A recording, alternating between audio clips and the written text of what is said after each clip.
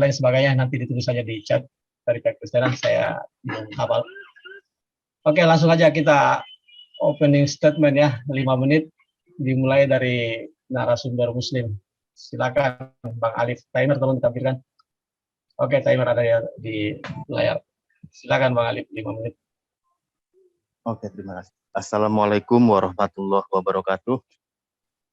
Bismillahirrahmanirrahim. Rabbi shrah li sadri wa yassir li amri wahlul 'uqdatam min lisani yafqahu qawli. Ya Fattahu ya Alim. Tema malam ini yang saya tangkap adalah bahwa eksistensi Allah dalam Al-Quran ya. Itu ya, benar ya, moderator, biar saya tidak salah tangkap lagi. Sesuai dengan ayat Al-Quran, siapa Allah itu. Ya. Nah, kalau kita membuka ayat Al-Quran atau kawan-kawan juga share ya di aplikasi atau apa, ketika mengetik kata Allah, kata pencariannya, maka semua ayat merujuk kepada Allah lah yang menciptakan segala sesuatu. Ya, segala sesuatu Allah ciptakan. Lalu saya coba merujuk, ini sudah bisa share screen kah? Oh, belum. Ya, silakan Pak. Oke. Sebentar. Biar saya coba langsung ke surah ini aja. Aduh, maaf. Ya. Di sini wallahul khaliqul bari'ul musawwir lahul asmaul husna yusabbihu lahu ma fis samawat wa huwal azizul hakim. Dialah Allah yang menciptakan, yang mengadakan, yang membentuk rupa, yang mempunyai nama-nama yang baik, asmaul husna ya. Bertasbih kepadanya apa yang ada di langit dan di bumi, dan dialah yang maha perkasa lagi maha bijaksana. Wallahu khaliqul bari'ul musawwir. Nah, di sini jelas bahwa Allah itu sang pencipta ya. Allah itu sang pencipta. Segala suatu makhluknya diciptakan, banyak sekali ayatnya, langit dan bumi Allah yang ciptakan, manusia Allah yang ciptakan, dan segala sesuatu Allah ciptakan. Tidak ada yang intervensi dalam hal penciptaan Allah, karena Allah di sini dikatakan apa? Wa huwal azizul hakim, kan gitu. Nah, di sini yang menyebutkan Allah. Lalu siapa? Saya coba merujuk lagi ke Al-Baqarah ayat 21, kemarin sempat saya singgung, makanya saya coba kembali ya. Sebentar.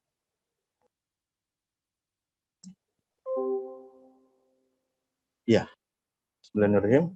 Ya, ketika tadi sudah tahu siapa Allah, sang pencipta, ada juga di surat Al-Ikhlas, maka di sini ditegaskan, hai manusia, beribadahlah kamu kepada Tuhanmu yang telah menciptakan kalian semua, dan sebagaimana orang sebelum kamu, agar kamu menjadi orang yang bertakwa. Alladzi ja'alakumul arda firasya was samaa binaa. Allah itu yang dialah yang menjadikan bumi sebagai hamparan bagimu dan langit sebagai atap, dan dialah yang menurunkan air hujan dari langit. Lalu dia menghasilkan, ini yang menurunkan hujan atau yang mencegah, bukan pawang hujan ya, maaf, di sini tetap Allah lah yang berkehendak, di sini tidak ada yang mengintervensi.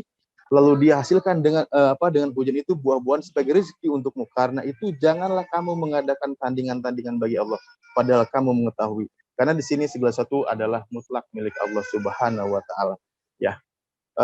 Di surah Yasin juga banyak ayat, di surat Al-Insan juga banyak ayat, di surah Al-Mulk banyak ayat bahwa Allah yang menciptakan kita semua, bahkan Nabi Isa sendiri ya, di dalam keyakinan di luar Islam kami, kawan-kawan Kristen yang dituhankan, justru ditegaskan bahwa termasuk yang diciptakan oleh Allah Subhanahu wa taala, yaitu di surat Al-Imran ayat 59 ya, Allah menciptakan Nabi Isa.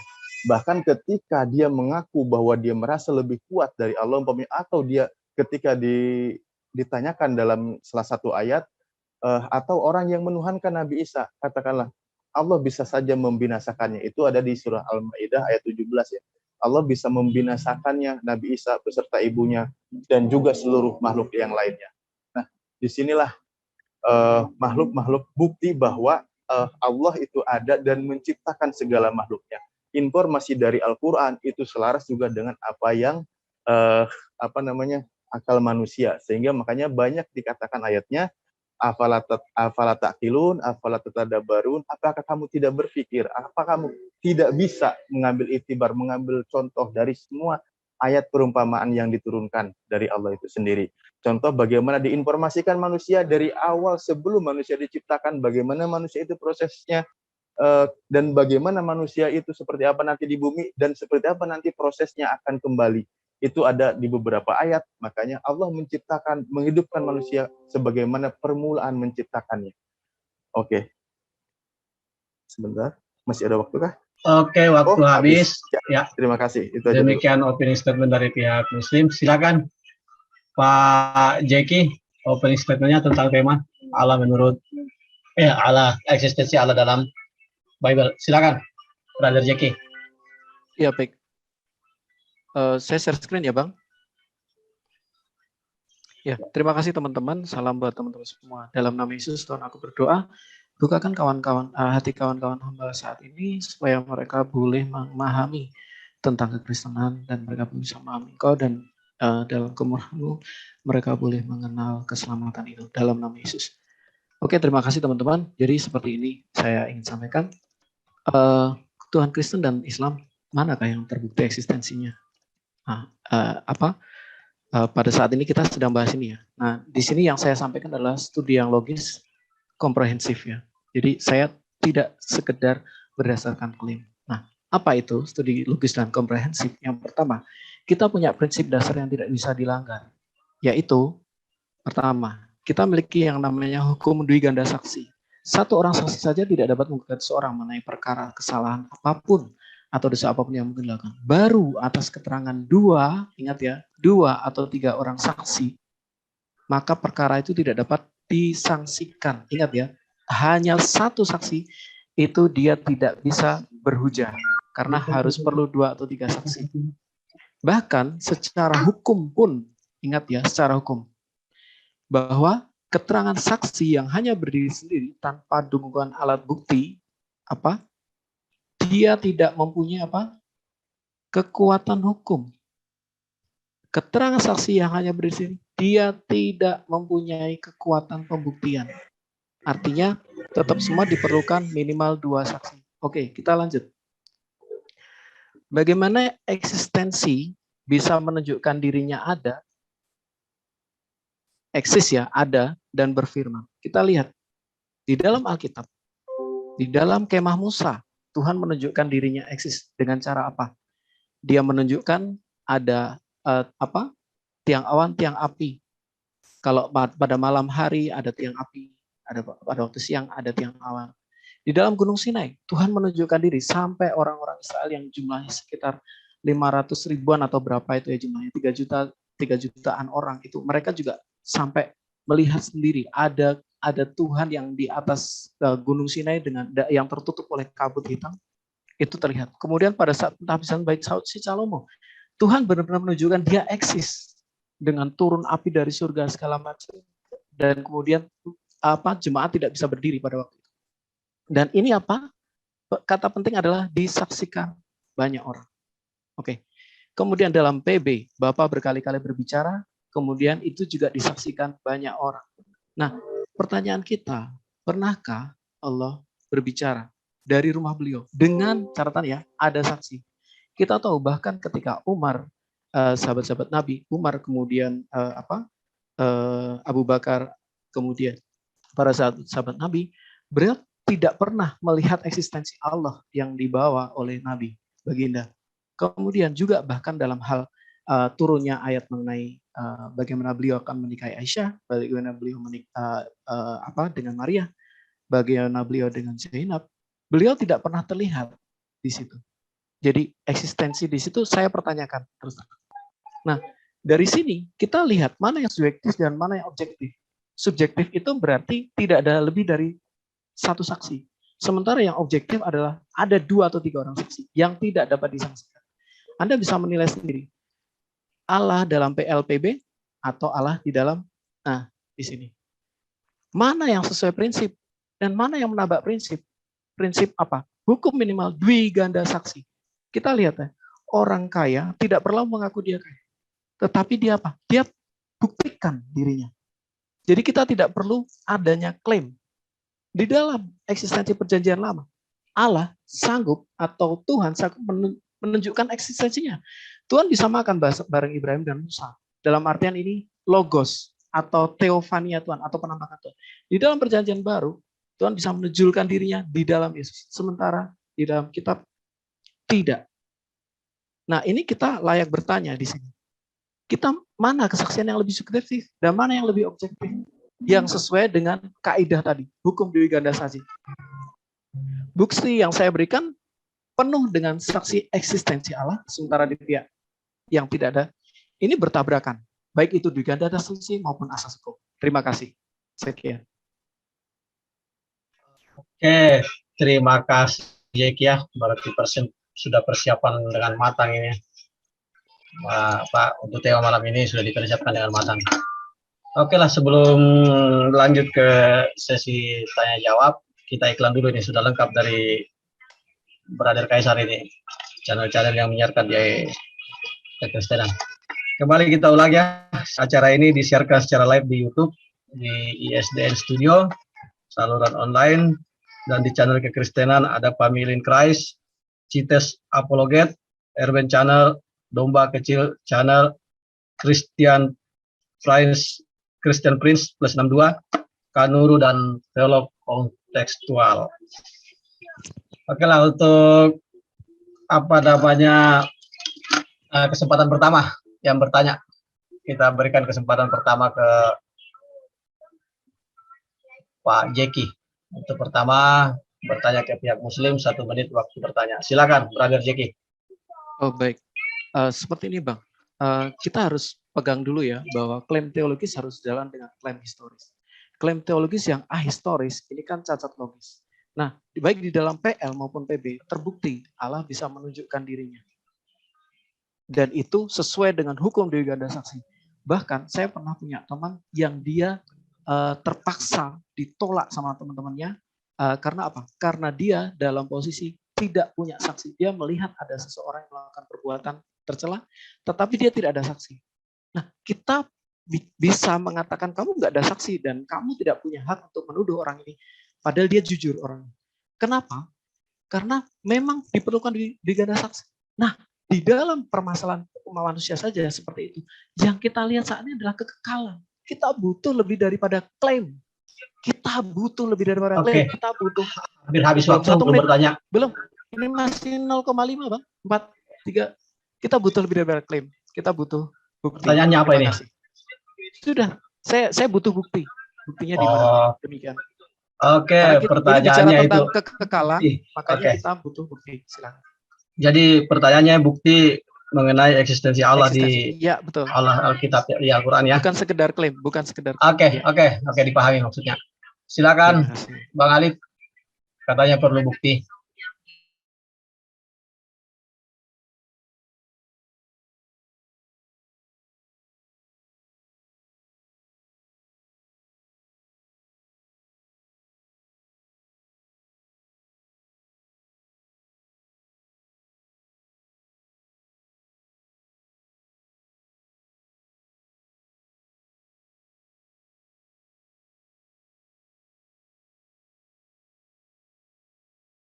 Artinya apakah kamu tidak bisa berpikir ketika Allah berikan informasi tentang perumpamaan, informasi tentang kebenaran yang ada di Al-Quran. Oke? Nah, makanya ketika pertama begini, Nabi Muhammad menerima wahyu. Ya, apa yang diterima? Tentu kebenaran. Tidak ada ayat Al-Quran yang menyuruh kepada kejahatan. Bahkan mengatur segala sendi kehidupan. Pertanyaannya, dari siapakah? Ini pertanyaan umumnya dulu kan. Dari siapakah informasi ini? Kalau bukan dari Sang Maha Benar. Kan gitu. Aturan yang diterapkan sesuai dengan tatanan manusia, kehidupan. Bahkan informasi yang disampaikan, ya informasi yang disampaikan dalam Al-Quran juga tidak berlawanan. Gitu.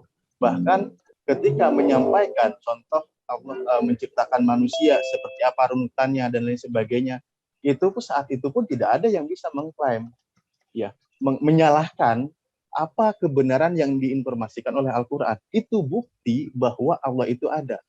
Makanya ketika ditanya wakafa billahi syahida, cukuplah Allah yang menjadi saksi kami, kan gitu. Selalu kenapa? Al-Quran ini menginformasikan dengan sebaik-baiknya. ketika diinformasikan bahwa Anda ini diciptakan, runutannya di surah Al-Mu'minun ada dan lain sebagainya. Apakah itu berlawanan? Itu pertama. Kedua, Nabi Muhammad itu bukan orang yang sekolah kedokteran atau apapun itu kan. Bahkan dia tidak pernah mempelajari kitab. Dia tidak pernah sekolah, dia tidak apa. Makanya dikatakan Nabi Ummi. Nah, apa yang disampaikan itu wahyu, kebenaran. Oke lah, pada saat itu tidak dipermasalahkan. Tidak bisa membuktikan. Tapi justru ke sini adalah selaras dengan ilmu pengetahuan. Nah, informasi kebenaran ini siapa yang bisa bantah gitu loh. Lalu bagaimana menginformasikan tentang penciptaan alam semesta dan lain sebagainya, itu bukti. Makanya tadi ayatnya, kamu itu menyembah itu kepada Allah saja. Kenapa? Dia yang menciptakan langit dan bumi. Informasinya jelas kayak gitu. Janganlah kamu memberikan sekutu, menyekutukannya gitu kan, atau ada lagi yang kamu tuhankan selain Allah. Itu penegasannya. Nah, ayat-ayat itu, informasi-informasi yang disampaikan, itu bukti bahwa informasi itu dari Sang Maha Benar, dari Sang Maha Mengetahui. Karena apa? Sesuatu yang ditemukan oleh manusia itu menyusul, padahal Al-Quran sudah menginformasikan terlebih dahulu.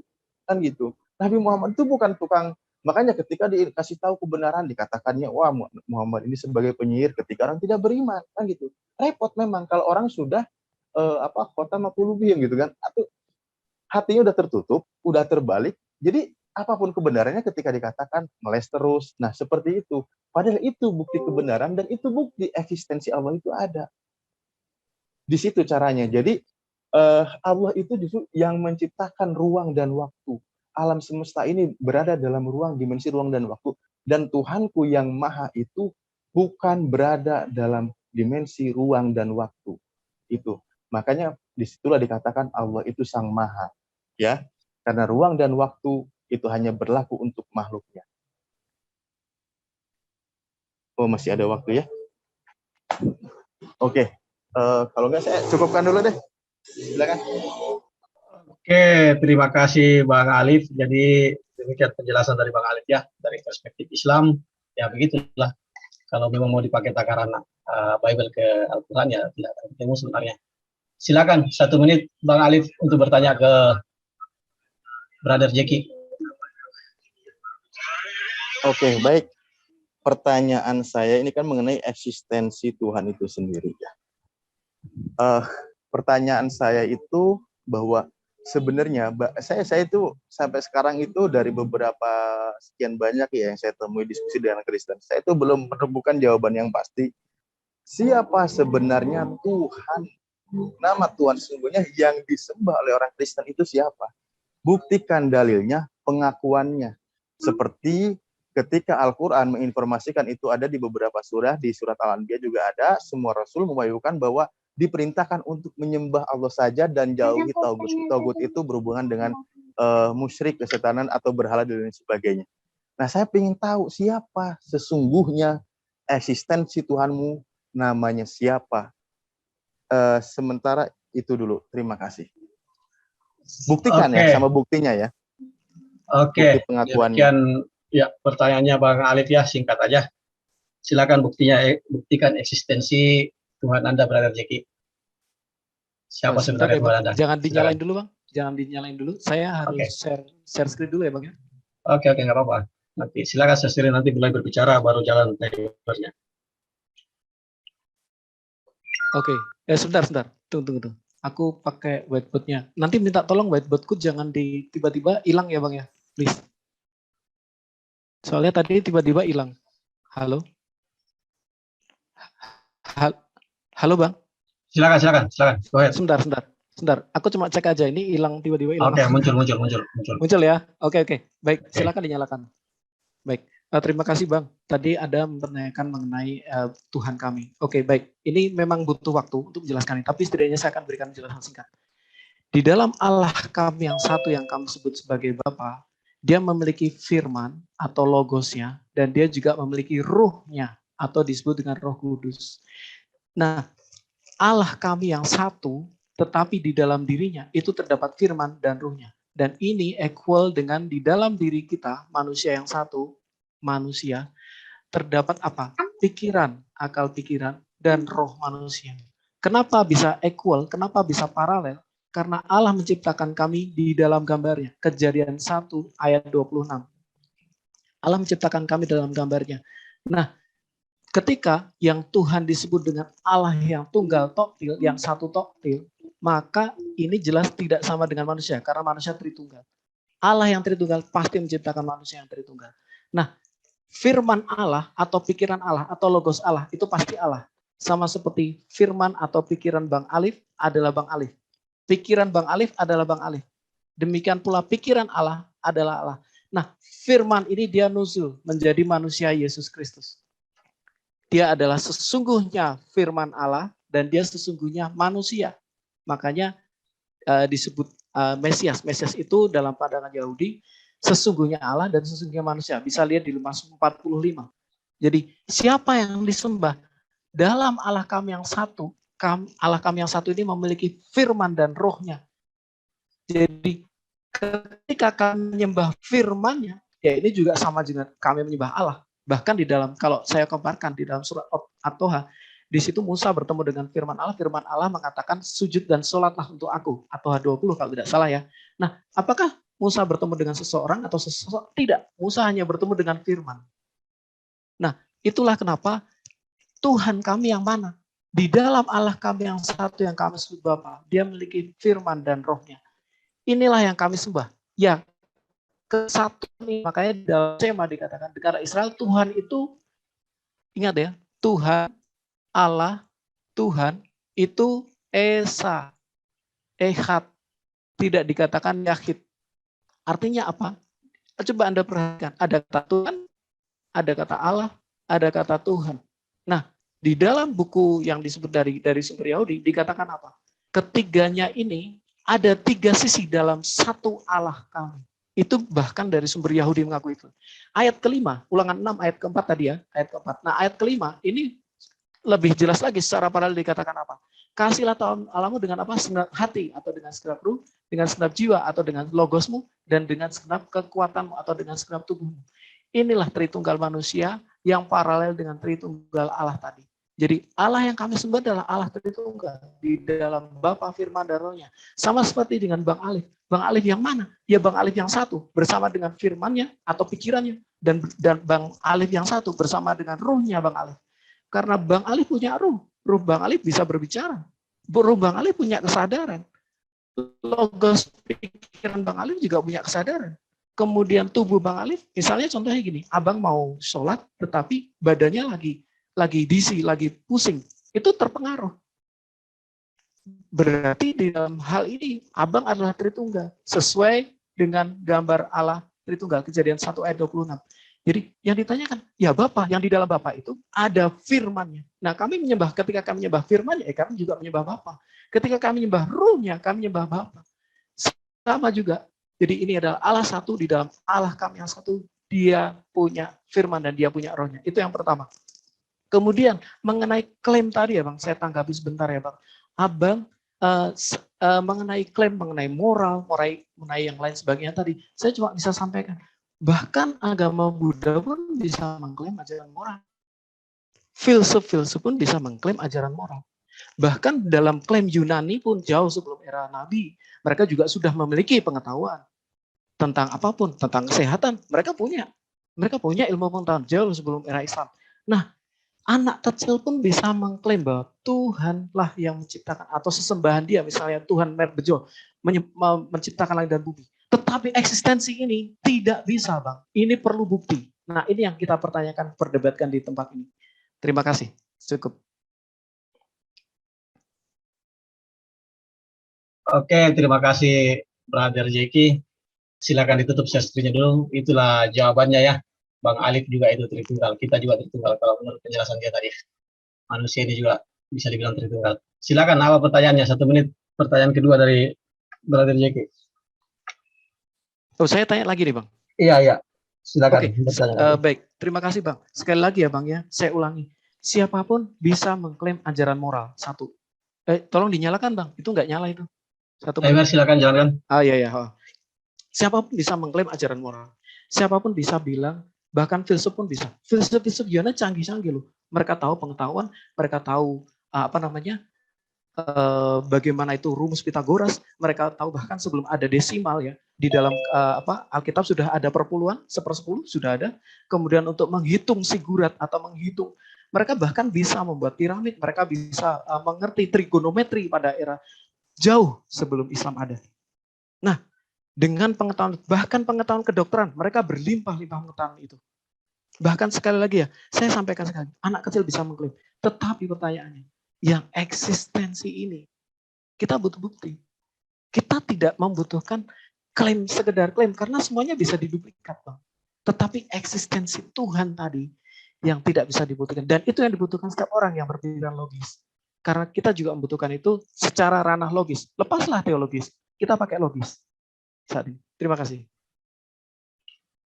Oke, masih itu perlu eksistensi ya penjelasan. Jadi agak repot juga sih ya Muslim menjawab kalau memang meminta Tuhan harus turun jadi manusia dan dilihat dan bercakap-cakap ya. Sedangkan dalam Islam tidak seperti itu konsepnya. Silakan Bang Alif, langsung ditanggapi atas pertanyaannya. Oke, dalam Islam itu jelas dan tegas. Ingat begini, Bang Jeki ya. Dari yang kami yakini, informasi 124.000 nabi tidak pernah ada yang melihat Allah. Tapi semuanya beriman Allah itu ada, Allah itu eksis. Ingat itu. Lalu para rasulnya itu menerima wahyu, ya, menerima wahyu. Ingat, tidak langsung melihat. Oke? Tidak melihat Allah itu. Wa makana libasharin ayu kalimahu, maaf ayatnya saya sedikit Allah, tidak mungkin Allah berkomunikasi langsung dengan manusia itu tanpa ada 3 poin gitu kan, kecuali dengan wahyu, dengan hijab atau saya lupa itu di surah Asy-Syu'ara ya, surat 42 ayat 51. Intinya bahwa semua itu mereka beriman dan Allah itu eksis, Allah itu ada. Saya ini bingung. Anda berani bilang mengklaim, oke. Coba saya screen ya. Pertama begini dulu.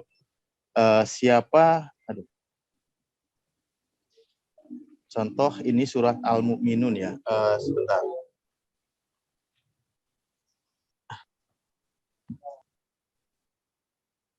Oke. Ya. Dari ayat 13 ke 14 ini sebenarnya dari ayat 12 sih. Kalau kodolak nangis musulati mintin ya. Sampai ayat 14. Siapa yang pertama kali mengklaim ayat ini? Anda bilang filsuf ini sebelumnya.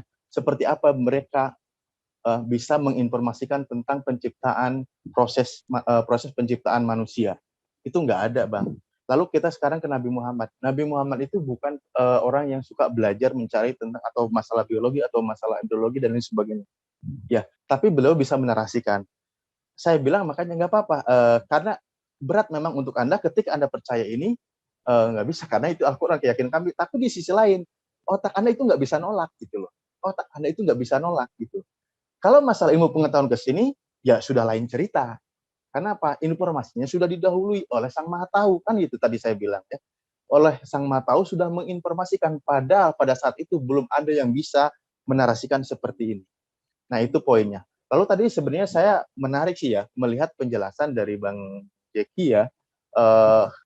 Ketika Anda justru share whiteboard ya kalau nggak salah.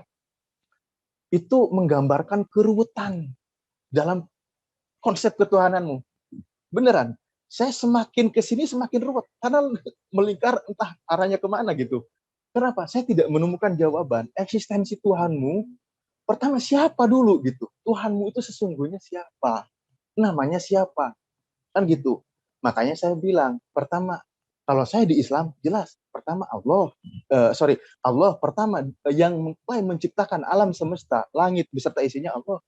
Bahkan semuanya diciptakan untuk bertasbih kepadanya, untuk memuji kepadanya. Segala sesuatu yang diciptakan itu untuk memuji kepadanya. Itu jelas ayatnya. Yang menciptakan manusia siapa? Ya Allah itu.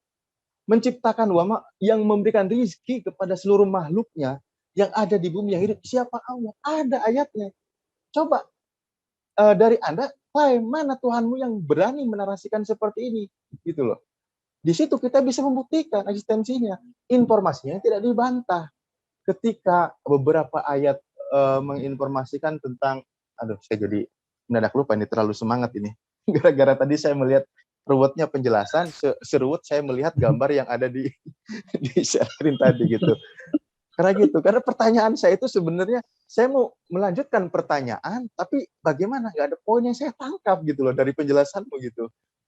Ingat bahwa informasi tadi ya seperti tadi kalau nggak salah menginformasikan, sorry moderator, ke Nabi Musa ya kalau nggak salah ya, Iya, menyinggung Nabi Musa. menyinggung Al-Qur'an ya. Iya, dia itu menerima firman Allah, mendengar firman Allah langsung. Ingat, di kasab kemanusiaannya itu dibuka, Allah berfirman langsung, dia bisa mengerti apa yang difirmankan oleh Allah, sehingga di surat At-Taha ayat 14 dikatakan bunyinya innallaha innani anallah la ilaha illa ana gitu. Sesungguhnya aku ini adalah Allah, tidak ada Tuhan selain aku. Itu jelas, tegas ayatnya gitu loh. Makanya saya ingin tahu Tuhanmu itu sebenarnya siapa gitu. Apalagi tadi membawa nama-nama Bapak. Bapak itu siapa lagi? Itu banyak pertanyaan. Apakah Bapak Awi? Apakah Bapak moderator? Apakah Bapak Jeki? Itu masih banyak lagi mengundang tanya gitu. Kalau saya tegas, Allah udah segala sesuatu urusannya itu Allah yang urus. Makanya tadi ayatnya ketika saya masih ada waktu ya, banyak itu wallahu halikul barum surul sabihullah sama wal azil hakim. Nah, itu masih ada waktu nggak ya? Oke, habis waktu cukup. Nanti aja di sesi berikut mungkin. Oke, 1 menit waktu untuk bertanya lagi. Mudah-mudahan Bang Alif masih ada pertanyaannya. Silakan Bang Alif. 1 menit apa yang mau ditanyakan? Oke, ya. Silakan. Baik, pertanyaan saya itu adalah kembali lagi karena ini eksistensi Allah atau eksistensi Tuhan lah kita bahasanya di versi Islam kan Kristen ya.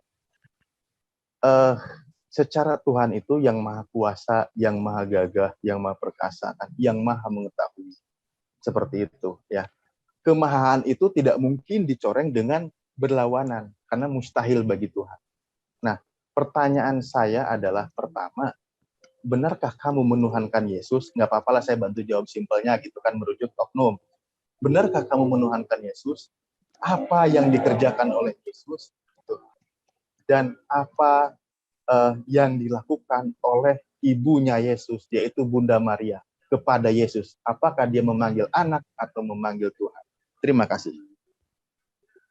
Oke, sederhana pertanyaannya, apakah Anda menuhankan Yesus? Dan apakah ibunya Yesus memanggil Yesus sebagai anak atau sebagai Tuhan? Silakan, Brother Jeki, 5 menit waktunya. Ini saya, sebentar Bang, jangan dinyalakan dulu. Aku mau tanya, ini saya bertanya atau saya menerangkan Bang? Silakan Anda saya menjawab. Ya. Oh, menjawab. Ini kesempatan saya menjawab gitu Bang? Iya, ya. Oh ya, oke. Baik. Silakan dinyalakan. Baik, tadi pertanyaan Abang adalah yang Anda tuhankan Yesus. Yes, benar. Kenapa saya menuhankan Yesus? Karena Yesus adalah kalam Allah sendiri yang menjadi manusia. Boleh nggak mic-nya Bang Alif dinyalakan? Sebentar Bang, boleh di stop dulu? Sebentar Bang. Oke. Boleh di stop dulu? Sebentar ya, nanti di sesi TikTok ya baru dua-duanya bicara. Oh, kalau gitu. Sekarang ini ya, silakan Anda baik. menjelaskan, tidak akan disangka dan tidak akan dipotong. Silakan aja. Mungkin maksudnya saya yang jelaskan kali. Bukan. Ya, nanti di TikTok. Oh ya, sorry. Saya keliru. Saya belum pernah format ini. Saya baru sekali soalnya. Baik. Terima kasih. Format tertib ini kayak yang paling bagus formatnya ini. Silakan. Ya, saya minta maaf. Ya, baik. Sekarang saya kembali lagi ya Bang ya. Saya ulangi lagi. Apakah dengan mengklaim bahwa saya Tuhan dan saya yang menciptakan langit dan bumi ini, itu sudah cukup? Itu pertanyaan besar yang harus kita jawab. Oke, mohon maaf Brother Jeki, saya ulangi dulu pertanyaannya Bang. Dipause dulu. Saya akan jawab Bang, saya juga bahas yang pertanyaan yang tadi juga. Oke, kan beliau kan memberi bangun narasi. Ya, saya akan jawab Bang. Saya akan jawab. Tapi kan saya selesaikan dulu. Baik, yang pertama gitu, silakan dinyalakan. Oke, bahkan kalau mengklaim bahwa pengetahuan tentang janin dan kehamilan itu berasal dari Tuhan, saya bisa buktikan bahwa 3.500 tahun orang Mesir kuno pun sudah melakukan tes kehamilan. Jadi tanpa mengatakan ini dari Tuhan pun, orang zaman kuno pun sudah melakukan itu. Kita tidak bisa mengambil itu sebagai bukti yang pertama. Kenapa? Karena memang siapapun bisa melakukan klaim. Yang pertama. Tetapi yang kita butuhkan saat ini adalah eksistensi. bahwa benar-benar dia touchable, bisa disentuh, kita juga bahkan melihat mohon maaf, Tuhan Anda tidak pernah berfirman dari rumah beliau. Itu yang pertama. Tidak ada satu orang pun mendengar ketika beliau ini, kecuali hanya Nabi. Dan itu bagi kami subjektif. Kita ingat, kita tidak sedang membawa narasi teologis di sini. Kita harus membawa narasi yang logis juga. Dan logis itu juga harus holistik, harus sepenuhnya kita terima apa itu. Kita harus benturkan itu dengan apa itu hukum dui ganda saksi. Dan di dalam kealahan kami, di dalam kealahan terbukti, dia berani diadu dengan hukum dui ganda saksi lebih daripada satu saksi. Nah, sementara bagaimana membuktikan itu? Kita tidak butuh klaim bahwa akulah Tuhan. Loh, di dalam Alkitab juga banyak sekali seperti itu. Yesus juga mengklaim, aku guru dan Tuhan, itu juga sudah klaim. Siapa melihat aku, melihat Allah. Yesus mengklaim seperti itu. Loh, kurang apa lagi gitu loh. Tetapi kita butuh eksistensi. Kalau klaim, ingat, orang kaya tidak pernah mengklaim dirinya kaya. Dia membuktikan. Mohon maaf, orang yang, saya tidak ngomongin ini ya. Ini cuma contoh saja, mohon maaf. Orang yang setengah kaya, mereka butuh diakui. Aku ini orang kaya. Tetapi Yesus datang, dia membawa bukti. Dia membawa konsekuensi yang logis bahwa memang aku ada. Bahkan nama Yod-Heh-Vav-Heh sendiri, itu ketika kita bedah, itu artinya juga eksis. Dia yang ada. Jadi itu tidak bisa ditabrakkan lagi dengan pertanyaan, mana yang eksis, mana yang tidak eksis. Jelas benar-benar dia eksis. Kemudian, Yesus adalah 100% Allah dan 100% manusia. Itu dari ucapan Yesus sendiri. Yesus berkata kepada orang Farisi, menurut kamu siapakah Mesias itu? Anak Daud? Kalau dia anak Daud, kenapa dia juga disebut Tuhan atau Allah? Yesus dari ucapan dia sendiri mengklaim bahwa Mesias itu pasti Allah dan pasti manusia. Di dalam kemanusiaannya, ya Bunda Maria jelas mengatakan bahwa dia itu anaknya. Tetapi secara keilahiannya, firman Allah adalah Allah. Nah, ini ada satu pertanyaan besar bagi Anda. Menurut Anda, firman Allah itu ada dalam sisi pencipta atau dalam sisi ciptaan? Justru di sini. Karena kami paham bahwa firman Allah itu sepenuhnya Allah. Karena firman Allah adalah logikanya Allah. Apa yang ada di dalam isi hatinya Allah, itulah firman Allah. Dan apa yang ada dalam isi hatinya Allah, itu pasti Allah. Apa yang ada dalam isi hati Bang Alif saat ini, adalah Bang Alif. Sebelum Anda menjawab pertanyaan saya, Anda pasti sudah berpikir di dalam hati Anda. Nah, itu yang berpikir, yang berkata-kata, itu Anda sejati. Sama juga ketika Allah sedang belum menciptakan, tapi dia sedang berpikir dalam hatinya. Itu pun juga adalah eksistensi pribadinya. Dan firman-Nya itu yang menjadi manusia. Nah, di dalam kodrat kemanusiaannya, karena dia menjadi manusia, maka dia 100% adalah manusia. Dilahirkan, punya ibu, ibunya memanggil dia anaknya. Itu jelas. Di dalam sisi kemanusiaannya. Tetapi di dalam sisi keilahiannya, kita lihat bahkan pengakuan orang non-Kristen sendiri pun mengakui. Dari Plinius, gubernur Plinius, dia mengatakan, orang Kristen mereka menyembah Yesus as a God. Orang Kristen itu siapa? Ya Maria juga termasuk Kristen di situ. Nah, Anda berusaha menabrakkan antara firman yang sepenuhnya Allah dengan firman yang menjadi manusia. Ini tidak bisa kami tabrakkan di dalam keimanan kami. Ini selaras. Ya, saya kembali ke pertanyaan tadi, Bang. Jadi, di mana eksistensinya gitu loh. Kita sudah lihat bukti-bukti yang kami tunjukkan ada. Habis waktu. Jadi kalau saya maaf ya sedikit menyimpulkan jawabannya ya manggil Yesus sebagai anaknya karena dia dalam eksistensi sebagai anak manusia. Kalau tidak salah begitu. Karena pertanyaannya itu aja tadi. Jika Anda menyembah Yesus, iya katanya Manda Waria, apakah memanggil Yesus sebagai Tuhan atau anak? Katanya memanggil sebagai anak, dalam eksistensinya sebagai anak manusia. Silakan apa yang mau ditanyakan, Bang Jeki? 1 menit, silakan. Oke. Giliran Bang Jeki nih, silakan. Oh iya Bang, terima kasih Bang. Jadi saya butuh bukti Bang. Kalau dari Taurat, dari PB, Tuhan sudah menyatakan diri dengan eksistensinya, bukan sekedar klaim. Klaim bahwa aku yang menciptakan langit dan bumi, baik dari PL, PB,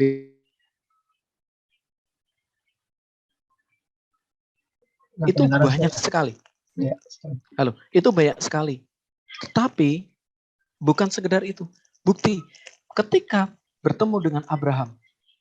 Boleh di stop nggak? Saya boleh share screen. Di pause dulu. Oke.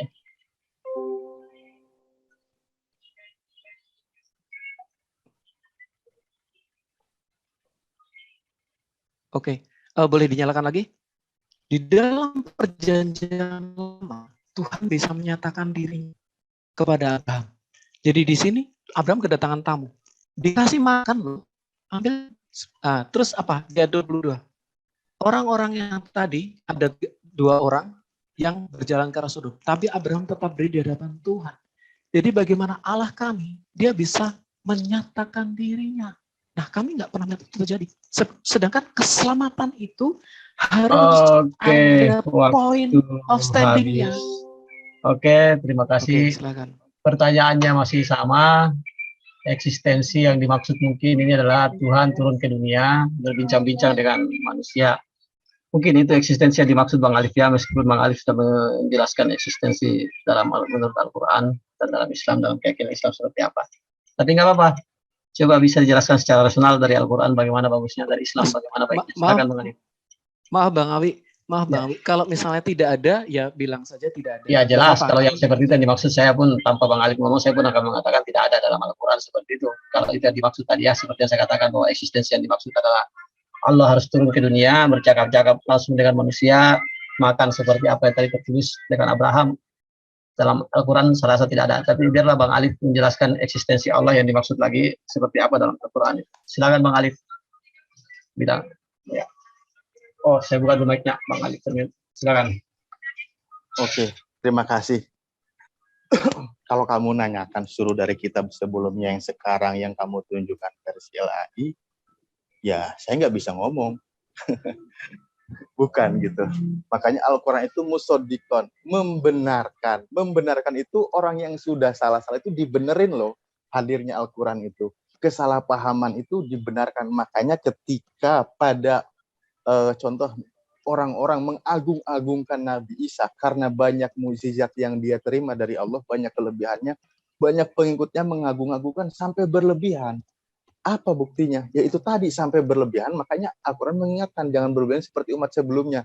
Nabi Muhammad ketika akan dipanggil berlebihan sampai hampir dituhankan, jangan sampai. Karena ini terjadi di umat sebelumnya, itu ada dalam satu hadis, karena apa? Bisa jadi menaikkan posisi, artinya bisa menuhankan gitu, terjadi kemusyrikan. Makanya ditekankan jangan. Makanya untuk menggambarkan pun nggak boleh, jangan berlebihan dalam mengkultuskan ciptaan Allah. Cukup ketika nabi-nabi posisinya sanjungannya jangan dilebihkan seperti disetarakan dengan Tuhan itu sendiri. Saya lanjut begini ya. Lalu eksistensi lagi, baiklah. Saya coba ajak membawa nalar Bang ini ya. Jadi di sini ditekankan, saya coba hubungkan ya. Semoga ini Anda bisa menerima, pengetahuan juga bisa menerima, dan naluri kita, akal kita menerima kan.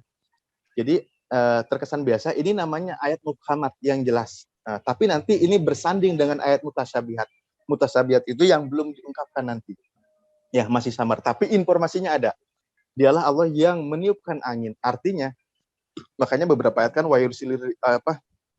riyah dan beberapa ayat itu banyak menjelaskan Allah yang meniupkan angin sebagai pembawa kabar gembira, mendahului kedatangan rahmatnya yaitu hujan. Jadi sebelum untuk mengiring hujan itu Allah meniupkan angin, hingga apabila angin itu membawa awan mendung, kami halau ke suatu daerah yang tandus, lalu kami turunkan hujan di daerah itu, kemudian kami timbulkan dengan hujan itu berbagai macam buah-buahan. Nah, di sini jelas informasi ini tidak salah kan? Lalu di sini diingatkan, kadzalika tukhrijul mauta la'allakum tadakkarun. Nah, seperti itulah kami membangkitkan orang yang telah mati, kemudian mudah-mudahan kamu mengambil pelajaran. Nah, di sini tadakkarun, kamu itu ambil pelajaran. Jadi begini, informasi ini garis besarnya disampaikan. Contoh, wa nahnu idama wahya romim, Allah itu yang membangkitkan manusia dari tulangnya, dan beberapa ayat Allah ciptakan lagi manusia setelah kematian seperti di awal. Jadi gini, makanya ayat ini ketika manusia itu, seluruh manusia, kan di sini ayatnya, di ayat kutipan ayat terakhir, seperti itulah kami membangkitkan orang yang telah mati. Jadi ketika nanti seluruh manusia telah mati, Bang, ya, ini hadisnya ada, manusia telah mati, setelah terjadi kiamat, bumi ini tandus gersang karena habis terjadi kiamat, Allah turunkan hujan. Allah turunkan hujan. Setelah turunnya hujan, manusia itu akan bangkit seperti buah kecambah. Loh, dari mana? Ada satu tulang manusia yang tidak hancur. Ada nggak hadisnya? Ada. Oke, saya coba hubungkan coba di sini ya. Ini pakai ini aja saya biar enak. Ini salah satu, saya rasa Detiknet tidak berbohong ya. Di sini juga Anda tidak akan membantahnya. Mana sebentar, hadis yang tentang mengatakan, ini informasinya sangat jelas. Sebentar, saya sampaikan. Oke.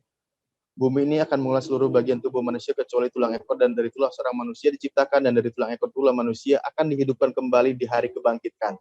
Jadi ada tulang ekor manusia yang tidak hancur, dan ini sudah dibuktikan oleh para pertemuan ilmiah gitu. Hadis Nabi mengatakan di sini hadisnya, sebentar ya. Oke. Ini saya barusan sambil persiapkan. Nah, di sini ini berhubungan dengan ayat tadi, sesungguhnya pada jasad manusia ada satu tulang yang tidak akan dimakan oleh bumi selamanya. Darinya Allah akan membangkitkan pada hari kiamat. Para sahabat berkata, tulang apa? Beliau bersabda tulang ekor. Maksud tulang ekor itu ada tulang kecil yang memang itu tidak akan hancur. Makanya ketika nanti setelah tadi ayatnya, ketika tanah itu tandus, gersang dan kering, lalu ada air hujan turun, maka akan terjadi tumbuh-tumbuhan. Nah, seperti itulah manusia nanti akan dibangkitkan. Akan dibangkitkan setelah kematian. Ada manusia tulang ekor yang tidak hangus setelah seluruh jasad manusia, setelah terjadinya kiamat, ada hujan di sini. Nah, ini penjelasannya ya. Silakan nanti baca sendiri atau Anda share sendirilah istilahnya ya, mengenai penjelasan apa itu tulang ekor yang dimaksud. Makanya di sini ayatnya di surah Yasin dipertegas, dia membuat perumpamaan bagi kami pada kejadiannya. Waktunya habis kali. Oh iya, sorry. Saya rasa ini tidak sorry, waktu habis Bang Alif. Ya, nantilah kalau sesi berikutnya memang penjelasannya. Jadi ini kesempatan terakhir ya, kesempatan ketiga untuk Bang Alif bertanya sebelum masuk sesi TikTok. Jadi ini kesempatan terakhir untuk bertanya, dan kesempatan terakhir nanti bagi Ceki untuk menjawab sebelum masuk ke sesi TikTok 30 menit kalau tidak salah. Ya, silakan Bang Alif. Sama-sama imbang ini karena cuma satu pertanyaan masing-masing ini. Silakan Bang Alif, kesempatan terakhir bertanya. Ya, terima kasih. Ketika Bang Jaki ini mengatakan membahas firman, saya bukan tidak mau menanggapi ya. Itu lain topik, karena dari beberapa diskusi juga nggak pernah saya menemukan jawaban yang lagi-lagi yang jelas dan tegas membahasnya. Selalu mohon maaf ya, membingungkan gitu, seperti yang tadi Anda oret-oretkan itu. Baik, pertanyaan saya itu adalah bahwa Tuhan itu adalah yang menciptakan masalah dimensi dan waktu, ruang dan waktu itu Tuhan yang menciptakan. Nah, mustahil Tuhan itu berada dalam ruang dan waktu, tapi segala sesuatu itu berada di dalam genggamannya gitu loh. Ya, seperti itu. Makanya tadi pertanyaan saya itu sederhana, bahwa karena siapakah Tuhan eksis Tuhan? Tadi Anda menjawab Yesus itu adalah Tuhan. Di mana ayatnya yang mengatakan bahwa ibunya Yesus menyembah Yesus. Itu. Terima kasih. Itu aja lah simpelnya, saya nggak mau. Oke, silakan Mbak Jaki, sederhana pertanyaannya. Kalau memang ibunya Yesus menyembah Yesus, apakah ada dalilnya atau ada informasi yang bisa dapatkan dari itu? Di mana kita dapatkan informasi itu? Silakan Bang Jaki, 5 menit waktunya.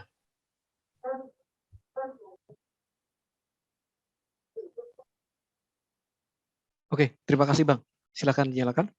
Baik, saya catat tadi ya Bang ya, mengenai hujan. Saya sekali lagi, klaim menurunkan hujan, siapapun bisa mengatakan. Bahkan Mbak Rara pun bisa ngomong, sayalah yang menurunkan hujan. Come on, dan itu malah terbukti. Saya tidak percaya itu ya, saya bercanda. Kemudian mengenai tulang ekor, bagaimana dengan orang yang dikremasi? Kemudian, saya sudah sampaikan tadi, bahkan kehamilan 3.500 tahun, orang Mesir sudah melakukan tes pack ya. Kemudian, kalau seperti yang disampaikan Bang Awi tadi, jika Tuhan Anda tidak bisa membuktikan secara eksistensi yang ada di dalam perjanjian lama dan perjanjian baru, ya bagaimana Anda bisa mengklaim bahwa kami membenarkan kitab-kitab sebelumnya? Oh, tidak bisa dong. Karena Anda justru menabrak kitab-kitab sebelumnya. Kitab-kitab sebelumnya berhasil menunjukkan eksistensinya. Tidak koya, tidak omong kosong gitu loh. Kalau cuma klaim, sekali lagi kita klaim. Kemudian pertanyaan utama saya, bagaimana klaim, mohon maaf, tidak terbukti ini bisa menjadi standing point untuk keselamatan Anda? Sebaliknya, di dalam keimanan kami, nih ya, saya share ya, Yesus bangkit. Eksistensi harapan keselamatan kekal, mengalahkan kematian, itu terbukti. Itu ada. Dia sukses membutuhkan diri, tidak dikuasai oleh kematian. Dia benar-benar terbukti. Tidak dalam sekedar ngomong gue Tuhan, gue yang menciptakan langit dan bumi, tidak sekedar itu. Tetapi dia membuktikan diri, dia tidak dikuasai kematian. Dia bangkit. Kemudian ini ya silahkan ya. Monggo, itu Anda bisa yang bagian sini. Nah, kemudian kita akan berujung-ujungnya nanti kita bicara keselamatan loh. Ini tidak main-main. Kalau udah bicara keselamatan, mana yang buktinya terlebih ada? Kita tidak sedang membutuhkan sekedar klaim ini, Bang. Yang kita butuhkan saat ini standing point. Kepastian keselamatan saya itu yakin atau tidak. Begitu Tuhan itu masih abu-abu eksistensinya, gimana tahu bahwa dia akan menyelamatkan kita? Itu logikanya. Kita harus standing point kita benar. Loh, apakah bagaimana bisa mengklaim bahwa Buddha akan menyelamatkan kita atau ajaran Hindu akan menyelamatkan kita? Kemudian mereka juga memberikan berbagai macam filsafat, bahasa filsafat. Tetapi kan kita tidak bisa seperti itu. Karena apa? Ya, eksistensi Tuhan itu begitu dia ada dan dia membuktikan eksistensi dirinya, berarti benar dia bisa menjadi patokan untuk kita bahwa kita pasti selamat. Karena dia benar ada. Kalau dia tidak ada, kalau dia berpura-pura ada misalnya, mohon maaf, saya tidak katakan seperti itu. Tetapi kalau dia memang tidak ada, tetapi dia mengklaim dirinya ada, lah itu kan pertanyaan besar. Bagaimana keselamatan itu akan terjamin? Kita berpikir secara logis, kita berpikir secara historis loh Bang. Kita berpikir secara komprehensif saat ini. Lepaskan angka teologis kita dulu. Hitungan-hitungan angka teologis kita dulu. Loh, kalau ngomongin Tuhan, mengklaim dia bisa menciptakan langit bumi, semuanya juga mengklaim dari PB sama PL itu mengklaim, ada klaim. Tetapi yang mewujudkan dirinya, yang sampai bisa, Anda tadi mengatakan Musa tidak, nyatanya Musa ada, Abraham Anda ketemu. Artinya apa? Anda tidak sedang meneruskan keimanan Yahudi dan Kristen. Jadi untuk apa klaim bahwa kami membenarkan kitab-kitab selanjutnya kalau Anda tidak sedang di dalam meneruskan? Jadi untuk apa klaim menyempurnakan kitab sebelumnya? Ya tidak bakal ada dong. Kemudian masalah Yesus dengan Bunda Maria. Ada bukti tidak Maria menyembah Yesus? Di dalam Injil memang saya tidak ada ayat yang seperti itu. Tetapi saya tahu di ayat-ayat yang lain banyak. Misalnya ketika Yesus selesai meredakan badai, satu murid-murid menyembah dia. Thomas mengklaim, engkau Tuhanku dan Allahku. Itu bukan kekagetan. Orang Israel nggak suka kaget-kagetan ya. Terus, ya Allah, ya astagfirullah. Enggak. Mereka nggak sendiri. Dia mengklaim, Yesus engkau Tuhan. Dari perkataan Yesus sendiri, Yesus mengatakan, siapa melihat aku, dia melihat Allah. Karena apa? Dia adalah firman Allah. Firman Allah dan Allah adalah satu hakikat Allah. Itulah kenapa. Kalau orang zaman Philo, antara firman dan Allah. Firman itu sebut logos, sebut Allah kedua. Kekristenan menarik itu, nggak bisa. Tidak ada dua Allah, tetapi hanya satu Allah. Di dalam diri Allah yang esa terdapat firman-Nya. Makanya hanya ada satu Allah. Oke, waktu habis. Nggak apa-apa. Oke, kita santai-santai dulu ya, karena sebelum masuk sesi TikTok, saya sedikit mohon maaf menanggapi tadi apa yang disampaikan oleh Brother J karena menyinggung nama saya. Tadi saya mengatakan jika eksistensi Tuhan yang dimaksud adalah Tuhan harus turun ke dunia lalu makan-makan bersama manusia, maka di dalam Al-Quran tidak akan kita ketemu seperti itu. Saya tidak menyinggung ketika ke PB atau PL, saya tidak tahu apakah di PB atau PL ada seperti itu, saya tidak tahu. Jadi saya tidak mengatakan demikian bahwa menyamakan ke PB atau PL. Saya tidak tahu jika di sana ada pernyataan seperti itu. Oke lah, kalau itu jawabannya, karena tadi pertanyaan terakhir tidak dijawab juga dari dalilnya mengenai Maria menyembah Yesus. tidak terjawab, malah banyak yang ditanggapi. Silakan di timernya, ini sesi terakhir sudah. TikTok kan sudah masing-masing 3 kali bertanya dan 3 kali menjawab. Maaf, Aki Awi, ini masih ada satu lagi kalau nggak salah ya? Kalau ini kan H2H, biasanya 3 kali, masih Enggak, ini 3 kali. Enggak, ini ada nih di sini kan saya ikutin Oke, ini. oke. Masih ada satu. Berarti masih ada masing-masing 1 kali lagi. Oke, Bang silakan. Jeki bertanya gitu. Berarti nanti Bang Alif Alif lagi berarti nanti Bang Alif bertanya lagi 1 kali berarti. Bukan, Bang Jeki Karena bertanya. tadi ini Bang Jeki karena tadi Bang Jeki yang duluan bertanya. Kalau Bang Jeki duluan bertanya, otomatis Bang Alif yang terakhir bertanya. Oh iya, ini Bang Jeki, silakan. Tadi Bang Alif yang duluan bertanya. Tadi Bang Alif pertama bertanya. Sekarang Bang Jeki terakhir bertanya. Nanti Bang Alif. Iya, silakan Bang Jeki. Saya lupa yang mana tadi yang duluan bertanya. Iya. Ini ada saya tayangkan nih di sini. Iya, terima kasih Bang. Oke, silakan Bang. Oke, saya mulai ya Bang ya. Saya silakan.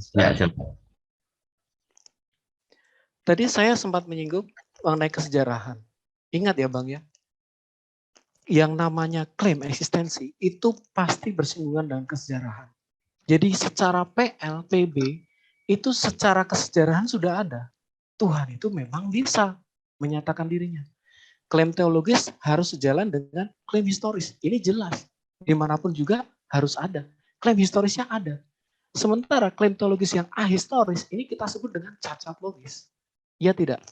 Oke. Kemudian, kenapa Abang tadi mengklaim bahwa itu meneruskan keimanan? Nih, kita lihat.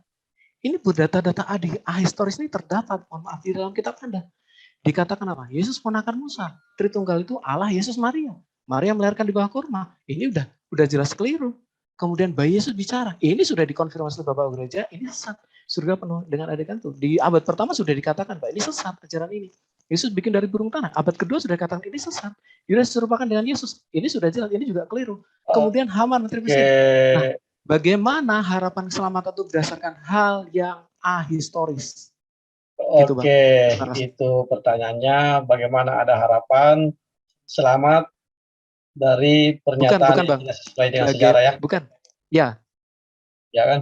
Tidak sesuai dengan sejarah kan maksudnya itu? Ya, tidak sesuai dengan sejarah. Ya, paham. Silakan Bang Alif. Karena menurutnya bahwa apa yang tertulis dalam Al-Quran itu tidak sesuai dengan sejarah, lalu bagaimana ada harapan keselamatan dari informasi yang tidak benar seperti itu? Saya rasa begitu bahasa sederhananya ya, Bang Jeki. Oke, baik. Ya, setuju. Kalau membahas dari ke ini sebenarnya udah bergeser, tapi saya berbaik hati untuk menanggapi ya. Begini loh Bang, Anda ini gimana sih membawa narasi, mengklaim-klaim itu bangsa Yahudi contoh. Apa kami Islam mau menerima ketika dikatakan Nabi Lut berzina? No, sama sekali tidak. Itu namanya pelecehan. Justru itu sejarah yang membelokkan fakta. Karena seorang nabi tidak mungkin, bahkan Anda tidak mungkin nabi. Nabi Daud dikatakan berzina, Islam sama sekali tidak mengatakan berzina. Apakah itu fakta? Justru Anda ya mohon maaf, di kitab Anda membenarkan perzinaan oleh Nabi. Lihat Salomo dikatakan apa? Padahal di Islam itu semua mereka ini menikah dan tidak berzina. Semuanya baik-baik saja. Justru kalau Anda menarasikan seperti itu, paling takut saya malah baca kitab Anda. Justru makanya di sini tadi poinnya adalah meluruskan kembali Al-Quran itu ketika sudah disalahkan. Ya, narasinya salah dan lain sebagainya salah. Ketika kamu mengatakan bahwa siapa yang melihat aku bahwa melihat Allah, bahasa Nabi itu bahasa orang makrifat itu memang tinggi, Bang. Bahasa pewahyuan. Karena apa? Ya orang para wali Allah itu udah mengatakan kayak gitu, itu udah hal yang biasa. Orang yang tingkat imannya tinggi ya karena apa? Karena tidak ada, hakikatnya manusia itu tidak ada, yang ada itu Tuhan. Bahkan orang yang marifatnya tinggi ketika melihat segala suatu ciptaannya yang dia lihat itu Allah gitu loh. Kenapa? Manusia itu hakikatnya tidak ada, yang ada itu Tuhan. Itu bahasa tingkat tinggi, bahasa iman yang tinggi gitu loh. Ya, jadi kalau bahasa seperti itu tuh tidak bisa menaikkan statuskan sebagai Tuhan. Makanya tadi kan poinnya sebenarnya adalah eksistensi Tuhan, gitu kan. Lalu siapa sih Tuhan itu? Saya bilang di ayat saya tegas, Tuhan itu adalah Allah. Satu yang menciptakan. Lalu ayat yang tadi saya share sama Anda, itu ayat terakhir jelas. Memang tanda-tanda untuk orang yang mau berpikir. Permasalahannya Anda tidak mau berpikir. Kenapa? Itu penjelasannya jelas. Oke, masalah klaim tadi masalah pawang hujan itu sangat lucu ya. Itu informasi saya bilang yang muhkamat, Allah menurunkan bagaimana kronologi turunnya hujan aja diceritakan. Dulu belum ada yang bisa menceritakan. Nah, lalu poin pentingnya adalah peristiwa manusia akan dibangkitkan. Selaras dengan hadis Nabi yang mengatakan ada salah satu dari tulang manusia yang tidak hancur. Ingat, ilmuwan sudah membuktikan dibakar tidak hancur. Orang dikremasi, emang ketahuan mana tulang ekornya, tulang apa sih bahasa ininya, saya lupa loh. Yang lebih dalam detail lagi gitu bahasa istilahnya, bahasa korpus atau apa gitulah, saya lupa di bahasa kedokterannya. Emang itu ketahuan yang mana tulang itunya? Itu nggak tahu, orang kremasi pasti bungkus-bungkus aja, bisa jadi itu jatuh atau apa. Jadi itu bukan masalah satu bukti. Lalu tadi Anda bilang tes kehamilan, bro, bukan ngomongin tes kehamilan, emang aspek lagi, aduh. Yang dibahas itu kronologi bagaimana manusia diciptakan, bukan manusia perempuan hamil. Ya kalau tanda kehamilan mah itu mah bisa dicari tahu atau Kang. Istilahnya dari tanda-tanda kehamilan itu seperti apa. Ini masalahnya proses manusia diciptakan, informasinya ya. Kalau di ayat Anda saya pernah dengar seperti apa? Keju yang bahasanya itu seperti keju lah gitu. No, kalau Al-Quran bukan. Min nutfah, suma, jalan ala suma mudgoh, dan lain sebagainya. Itu yang tadi saya share. Itu detail, itu lurus. Tidak berlawanan dengan ilmu kedokteran. Ilmu kedokteran adanya, itu proses itu adanya kapan? Ya, bisa Anda cari tahu. Makanya saya bilang, ini tanda-tanda kekuasaan Allah itu, eksistensi Allah itu, yang ada diceritakan di Al-Quran, berlaku buat orang yang mau berpikir dan bertadabur. Permasalahannya ketika dia tidak mau berpikir, bertadabur, menggunakan akal sehatnya, itu selalu menolak, menutupi. Walau kadang-kadang informasi kebenaran itu ada dan terbukti. Begitu, Bang. Maaf ya, saya agak semangat habis makan sambal soalnya ini tadi. Makasih. Oke, terima kasih Bang Arif, itu jawabannya. Jadi menarik ini ya, kita akan membahas tadi eksistensi Allah dalam Al-Quran dan eksistensi alam Bible. Ada sedikit saya sampaikan di sini, saya tadi menarik apa yang ditampilkan Bang Jeki di share screen-nya itu mengenai ada gambar tadi Yesus, khusus di sebelahnya Muhammad. Itu baru apple to apple, manusia dibandingkan dengan manusia, itu apple to apple. Tadi ada yang mana. Oke, sebelum masuk kita ke sesi moderator dikasih rehat dulu. Narasumber gitu, kita. sebelum masuk. Kasih rehat dulu berapa? Sebelum masuk ke timer berapa ini untuk iklan dulu, iklan dulu sebelum masuk. 2 menit, dikasih waktu 2 menit.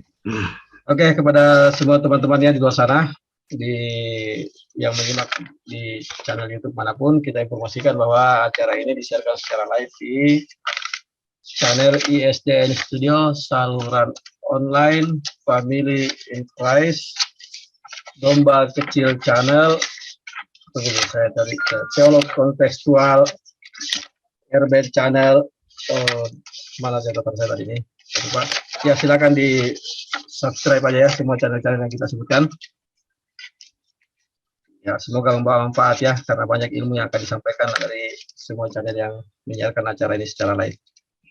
Oke, silakan ditampilkan timer untuk sesi battle. Oh ya, ini Family in Christ, Citos Apologet Official, Christian Prince plus 62, Kanuru dan Teolog Kontekstual. Tidak lupa channel utama itu Family in Christ ya, silakan di subscribe. Ada juga itu channel Anasulu kalau nggak salah, punya Aderiong. Ya, saya lupa. Berapa ini dulu, masih ada 1 menit ya, izin dulu sebentar. Ya, masih rehat 1 menit. 1 menit lagi.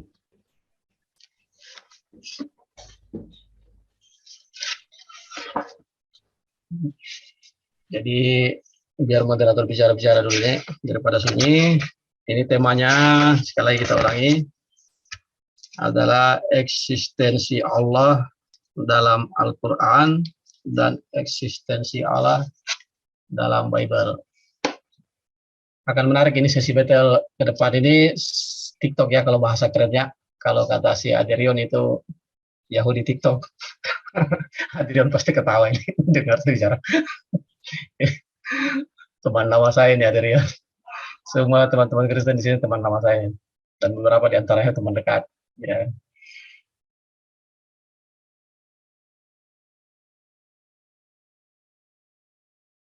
Oke, rencana 30 menit ini, Bang ya, Bang Arman, Berapa ini? 35 ya kalau nggak salah ya. 35 menit ya. 35.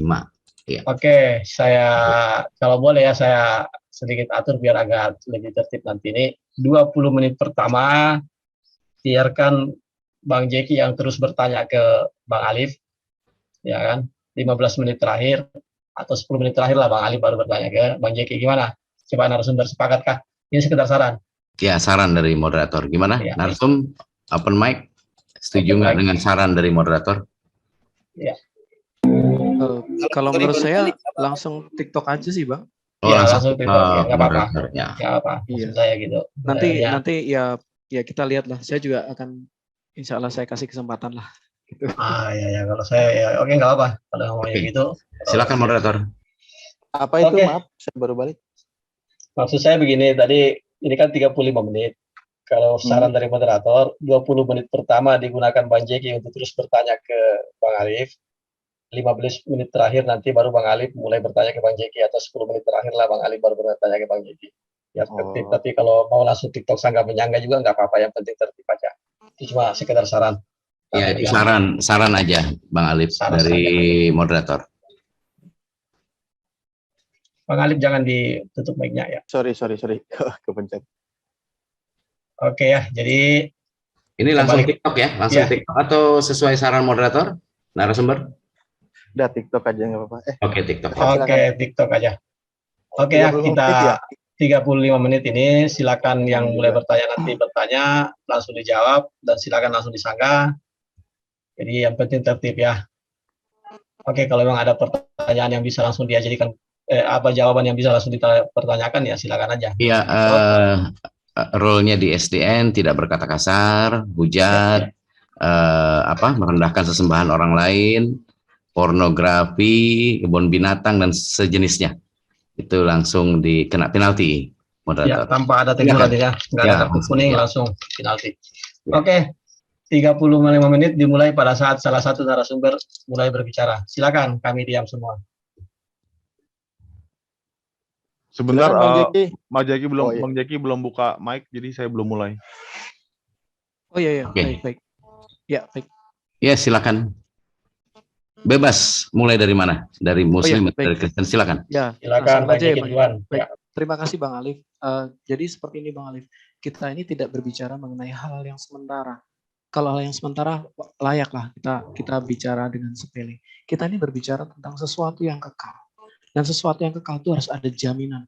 Bahkan di dunia pun kita memerlukan sebuah jaminan untuk di dalam sisi pengadilan. Di pengadilan pun orang memerlukan bukti minimal 2 saksi. Nah, di dalam hal ini, di dalam ketuhanan baik itu Yahudi dan Kristen, dengan sempurna Tuhan menyatakan dirinya. Dan itu dia memberikan jawaban yang kuat bahwa dia bisa menyelamatkan kita di yaumil akhir nanti. Demikian pula Yesus menunjukkan dia bisa mengalahkan maut. Bahwa Tuhan benar-benar mengalahkan maut. Karena itu hanya Tuhan yang bisa mengalahkan maut. Dia tidak dikuasai oleh kematian.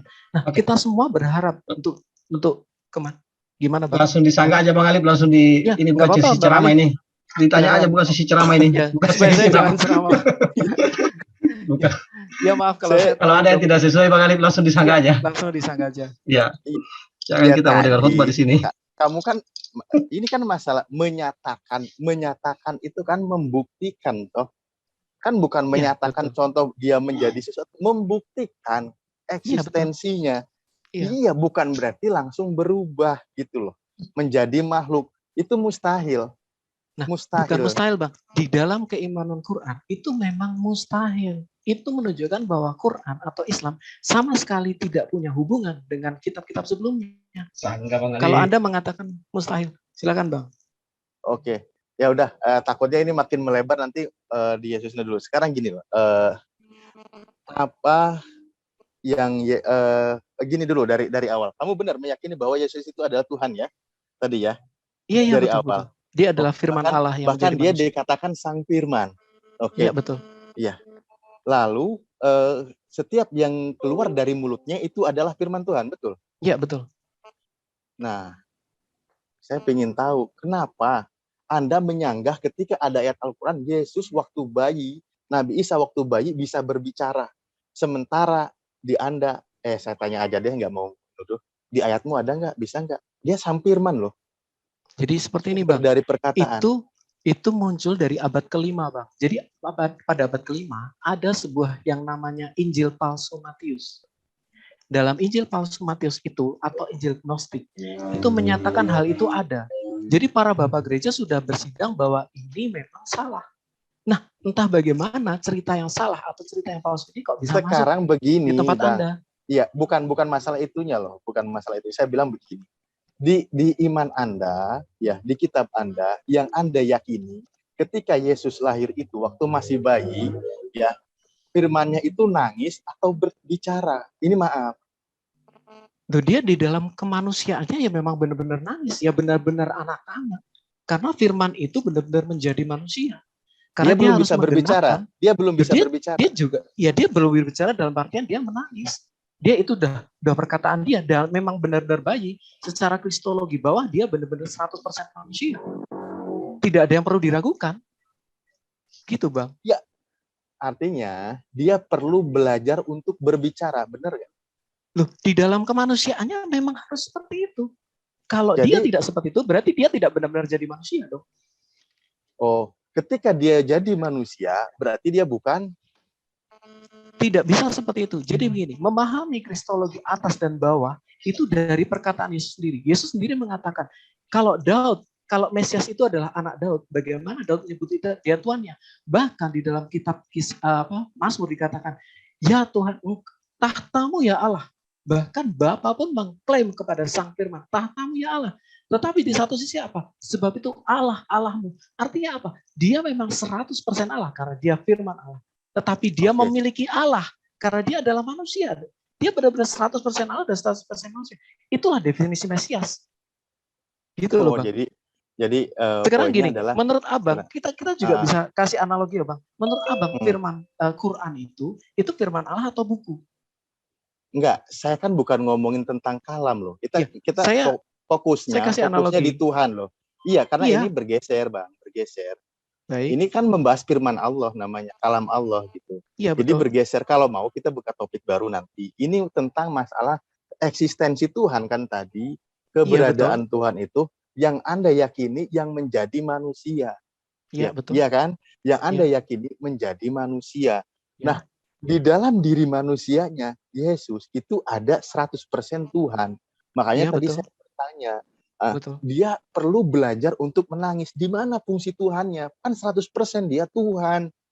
Gitu. Sekarang gini, Abang dia itu pasti punya. Oke.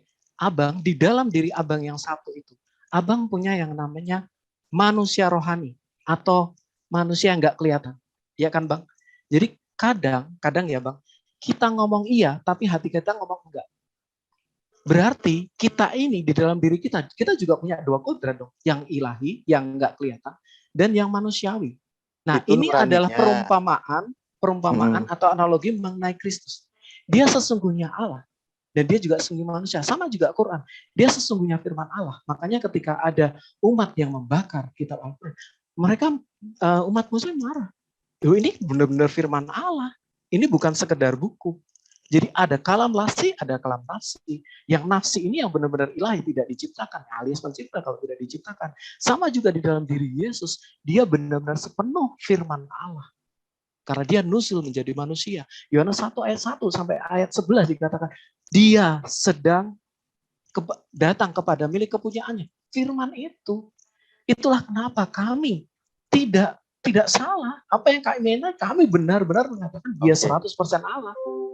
Iya. Menurut Anda firman itu Allah atau bukan? Itu ada pertanyaan besar loh, Bang. Kalau Anda mempertanyakan itu sifat Allah udah sering dijawab. Oke, kalau itu sifat Allah, itu penciptaan atau ciptaan?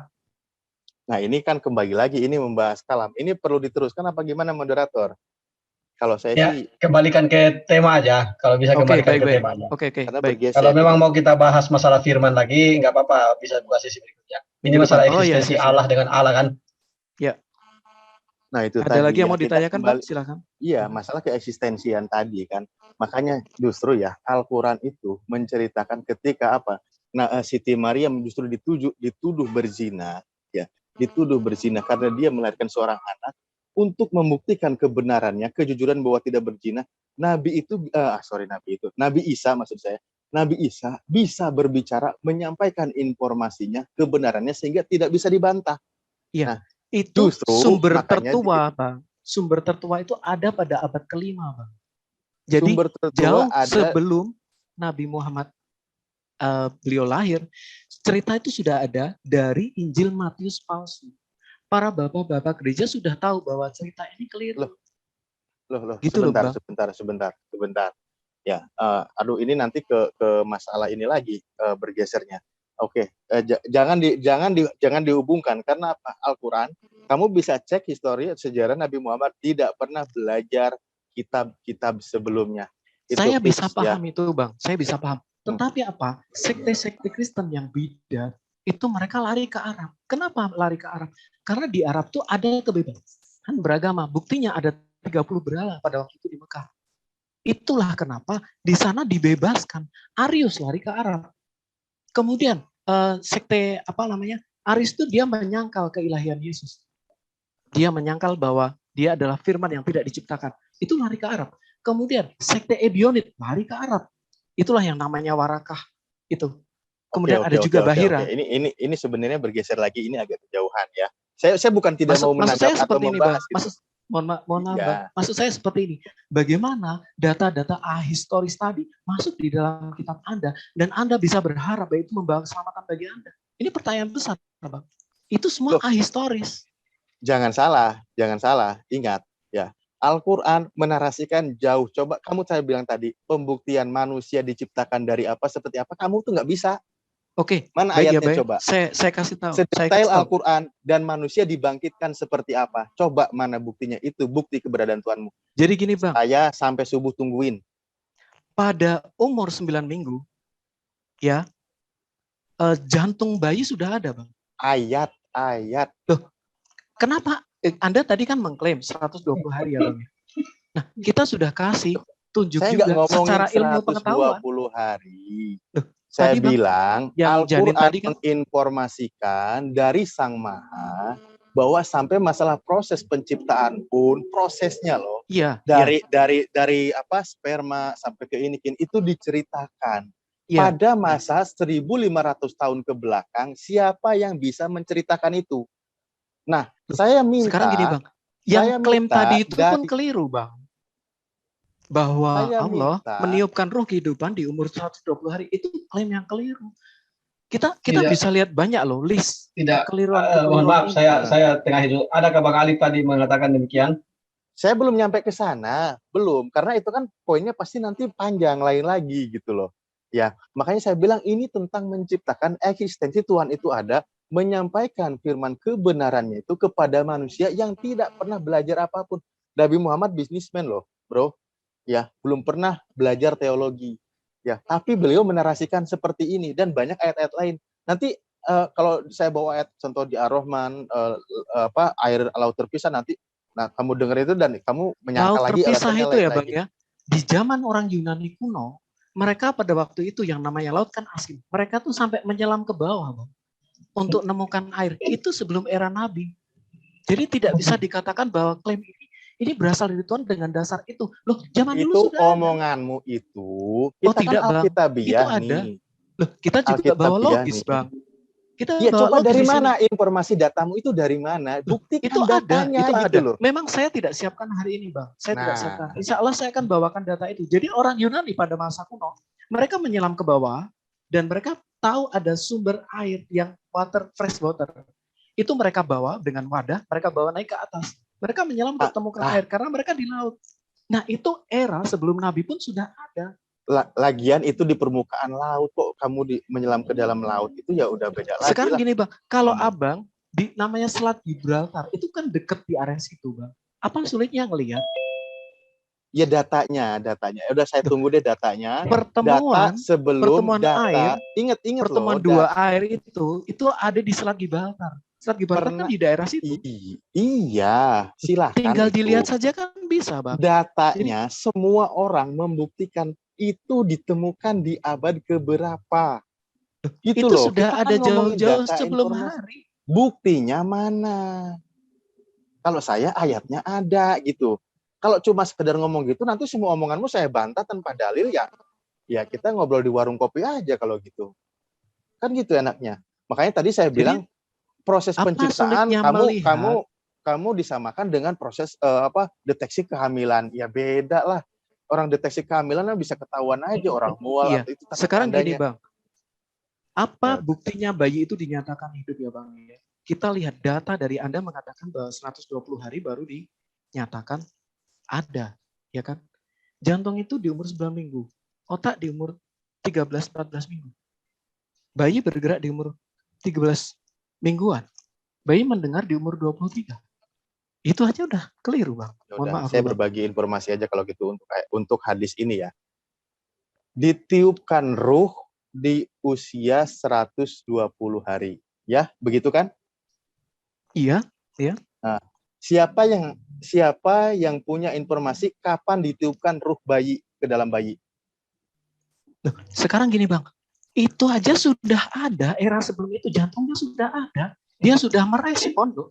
Kamu mau ngomongin jantung Sebelum era apa itu. ngomongin ruh? Ngomongin jantung apa ruh? Sekarang bayi Coba ya, Bang, coba kita gunakan nalar ya. Kita gunakan logika. Saya bilang hadis Nabi mengatakan ketika dalam proses penciptaan manusia itu ya, ketika di usia 4 bulan ya, 4 bulan ditiupkan ruh ke dalam rahim itu. Bukan ngomongin tentang jantung, detak jantung loh. Iya, sekarang gini Bang, bagaimana kita juga bisa ngecek bahwa itu ada ruhnya? Coba, how can you check it? Kita harus Loh, ya makanya kita kamu, ini logik loh Bang. iya logik Ini kan bener, klaim, logik. sekali lagi, ini klaim. Sementara itu sudah ada, umur-umur sebelum itu sudah ada pergerakan apa namanya, kayak otaknya 13 minggu sudah ada. Come on, gitu loh. Iya, Itu otak sudah ada barang-barang itu. jantung Terus ada. ngeceknya Iya. bagaimana?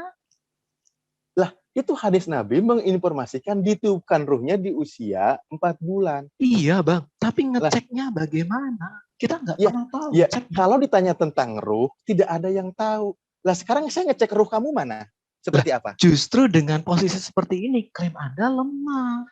Bukan klaim Makanya saya kita lemah. perlu apa? Eksistensi Tuhannya yang benar-benar ada. Itulah yang harusnya menjadi standing point untuk kita. Selama kita tidak punya standing point di sini, makanya kita akan sulit, Bang. Makanya kadang gini ya, kita kan hati-hati dalam bertanya, kan gitu. Informasi hadis Nabi itu kan menginformasikan di usia 4 bulan ditiupkan ruhnya ke dalam rahimnya, ditiupkan ruhnya. Jadi saya tanya, sebelum 120 hari, berarti dia sudah hidup atau belum? Saya nggak ngomongin sudah hidup atau belum. Nah, makanya kan ruhnya. Abang juga tidak punya standing point yang kuat. Kita coba lihat Bang, di dalam perjanjian lama, Tuhan bisa menunjukkan eksistensinya. Lewat apa? Tiang awan, tiang api. Benar-benar dengan mata kepala bangsa Israel tahu Tuhan ada. Nah, sementara firman mengenai Maria, itu tidak ada satupun. Mengenai Maria bahwa ini dihalalkan untuk Nabi, itu tidak ada satupun yang tahu. Bagaimana sekarang begini kan, poin membantahnya itu juga tidak ada satupun. Poin membantahnya begini, Bang. Ya, jangan melebar lah. Poin membantahnya begini, kalau kamu tadi tetap, saya kan tadi tidak menerasikan hadis ini karena khawatir saya melebar. Cukup informasi yang tertulis di Al-Quran dulu sebagai bukti firman Allah saya bilang tadi. Makanya saya bilang ketika Nabi Muhammad mengatakan bahwa ditiupkan ruh ke dalam rahim di usia 4 bulan, ya artinya di situ kan ditentukan masalah ajal dan sebagainya itu semua ditentukan. Bahkan di saat itu kita dibanyak untuk berdoa agar semua bayi itu kebaikan. Nah, sekarang kan saya tanya, ada nggak kitab lain yang menerasikan ditiupkan ruh di usia berapa? Dimasukkan ke dalam rahim itu. Sebentar Bang, berarti sebelum 120 hari ya Bang ya, bayi itu apakah belum hidup? Tidak ketemu poinnya ini kalau begitu. Mohon maaf Bang Eli. Gini ya kan ya. Masalah detak jantung atau apa dari informasi yang saya pernah dengar, ini sedikit agak melebar ya. Saya berbagi informasi. Kalau saya salah nggak apa-apa koreksi gitu. Karena ini hubungannya di luar hadis. Itu kan karena dia tubuhnya itu masih menyatu dengan siapa? Ibunya. Ingat ketika masalah ditiupkan ruh, dia sudah mulai menemui babak baru di Mohon maaf alam Bang rahim. Mohon maaf Bang Alif. Untuk Nah. yang dalam Anda yang anggap ini sebagai bukti yang kuat, ini aja lemah Bang Ali. Makanya kenapa kok kita harus berani mengatakan Tuhan yang sesungguhnya. Sebentar dong Bang Awi. Oke, lanjutkan. Kita ini diskusi. Mohon maaf sekali lagi. Kita harus berani benar-benar ada standing point yang kuat karena kita bicara keselamatan. Bang. Iya, nggak apa-apa. Moderator tengahin dulu, supaya ada poin menyimak. Ini kan sama sekali tidak ada poin sama sekali. Ya, timer tahan dulu. Tahan dulu. Ketika ada suatu pertanyaan mengatakan tadi Bang Alif, ini ada narasi dalam Al-Quran seperti ini dalam hadis. Sekarang apakah ada narasi di luar daripada ini yang mengklaim hal yang serupa? Kalau memang tidak ada, dijawab tidak ada aja, biar ada poin yang didapatkan. Oke. Kalau setahu saya tidak ada. Oke, silakan lanjut. Bahkan kalaupun itu ada, saya klaim itu sama. Gitu loh Bang. Kalaupun itu ada klaim yang sama dengan itu. Kalau mau mengklaim salah, kamu buktikan kesalahannya di mana, seperti apa secara akademik. Saya tanya. Jangan tanya, kamu buktikan. Karena gini, saya mohon maaf ya, karena ini di luar topik. Sebenarnya kan saya bisa share aja informasi dari yang akurat, dari situs yang akurat ya, website akurat. Bagaimana terjadi perubahan ketika setelah ditiupkan ruh ke dalam rahim itu si bayi itu. Ada perubahan seperti apa, nanti seperti apa. Itu bisa dibuktikan. Tapi ini bukan topik, saya nggak mau juga karena melebar gitu loh.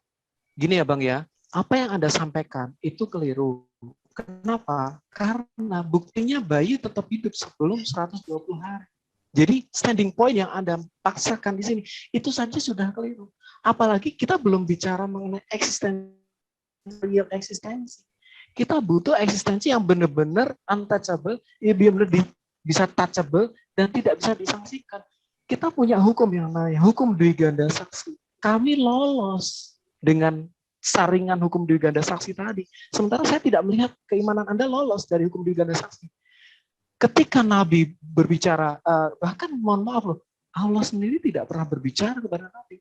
Harus melalui Jibril. Di tempat kami, Tuhan kami bisa bahkan menyatakan diri. Nah sekarang kalau kita bicara keselamatan, mana yang benar-benar memberikan jaminan keselamatan? Anda dengan standing 120 hari tadi aja sudah keliru. Bagaimana Anda berhadapan dengan klaim-klaim lain? Astagfirullahaladzim. Kamu itu ngomong, ini sorry ya. Jadi gini loh. Karena kamu tuh membingungkan saya. Maksudnya bukan saya. Ketika keselamatan dihubungkan lagi ke masalah 120 hari ya. Kalau mau naiklah pembahasannya. Keselamatan itu sampai nanti yang kekal seperti apa prosesnya. Saya bilang tadi ya mengatakan informasi dari yang Sang Maha Benar itu ketika manusia, bahkan di surat Al-Insan ayat 1 itu dikatakan kamu itu belum disebut apa-apa. Ya, belum disebut apa-apa sampai nanti manusia terjadi proses seperti apa, hidupnya nanti akan seperti apa, mati dan sebagainya dibangkitkan. Itu narasi ayatnya ada dan tidak bertolak belakang. Kamu tadi sanggah, tapi tidak mengeluarkan dalil gitu loh. Jadi membantah yang 4 bulan tapi nggak pakai dalil. Ya Bang, Anda mengatakan 120 baru dikasih roh. 150 hari ada bayi yang mati loh Bang. 200 hari ada bayi yang mati. Nah, masalahnya tidak apa? Loh, berarti ketika itu ditiupkan ruh, ya kan? Setelah itu mati. Lah, kalau ajalnya segitu mau diapain? Loh, lah iya berarti kan klaim Anda ya tidak bisa dipertanggungjawabkan. Sekarang begini, coba gini Bang ya. Kalau gitu ya udahlah, kita coba menggunakan nalar ya. Sebelum ditiupkan ruh, ya, si bayi itu berkembang karena apa? Dia bisa berkembang itu karena apa? Pasti karena mengkonsumsi apa yang dikonsumsi oleh ibunya, betul kan? Iya, berarti kan dia sudah hidup Bang. Organnya. Nah, oke. Apakah dia sudah hidup, sudah memiliki ruh yang punya akal mengenal Tuhannya? Pertanyaan saya. Dia kan baru kecil, baru keluar, baru dia kenal Tuhan. Nah, baru disitulah umur berapa tahun baru kita ajari kenal Tuhan, Bang. Saya itu narasinya itu dari hadis, dari Al-Quran yang sumbernya itu valid dari Al-Quran. Di kitab bukan nggak ada. Makanya ketika namanya alam rahim, ketika di alam rahim ruh manusia sebelum sebelum mereka keluar dari rahim, mereka itu sudah ada perjanjian dengan Tuhan, ada ayatnya gitu loh. Dan makanya di kamu itu coba di perut. Kalau kamu mau buktikan, mau bantah dari kitabmu, ada enggak? Karena Tuhanmu pasti memberitahukan. Kalau Loh, tidak sekarang gini ada, Bang, pada saat seperti ini, saya tadi sudah sampaikan di tempat kami nggak ada. Tetapi kita lihat dari standing point, bukan hanya teologis Bang. Secara logika, ya Bang ya, tolong jawab saya. Jika 120 hari, kan belum ditiup tuh. Itu bayi itu apakah itu belum hidup Bang? dia sudah hidup bergerak detak jantung kan. Makanya itu.